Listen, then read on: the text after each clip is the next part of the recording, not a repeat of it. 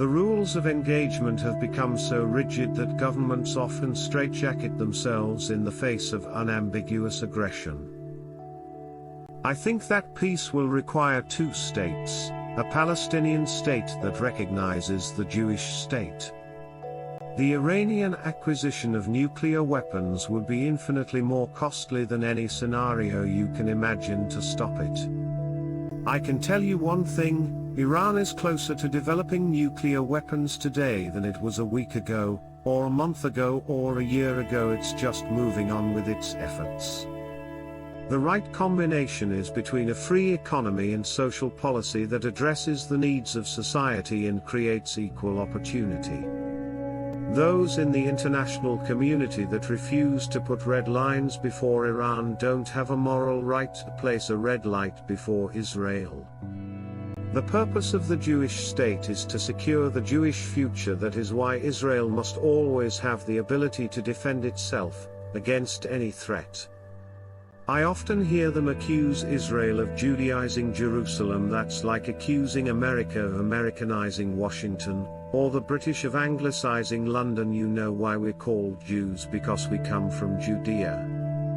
History has shown us time and again that what is right is not what is popular. We want Israel as a democratic and Jewish state, so you have to maintain a Jewish majority, and you want to do that by legal means, by democratic means. There's no one in Israel who appreciates more than me the importance of American support for Israel. We don't point a pistol at our own forehead. That is not the way to conduct negotiations. You can't end negotiations unless you begin them, and you can't begin them if you continually negotiate about the terms to begin negotiations. If diplomacy has any chance to work, it must be coupled with a credible military threat.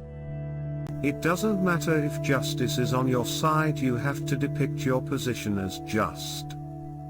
Our policy is very simple. The Jewish state was set up to defend Jewish lives, and we always reserve the right to defend ourselves. Peace is purchased from strength, it's not purchased from weakness or unilateral retreats. I think that a strong Israel is the only Israel that will bring the Arabs to the peace table. The state of Israel can be proud of what we're doing. The Obama presidency has two great missions: fixing the economy, and preventing Iran from gaining nuclear weapons. I always lose the election in the polls, and I always win it on election day. I'm a proud member of the rabble. I am certain that I speak on behalf of my entire nation when I say September 11th we are all Americans, in grief, as in defiance. Peace is something very dear. If you've been through wars and operations and battles, you want peace.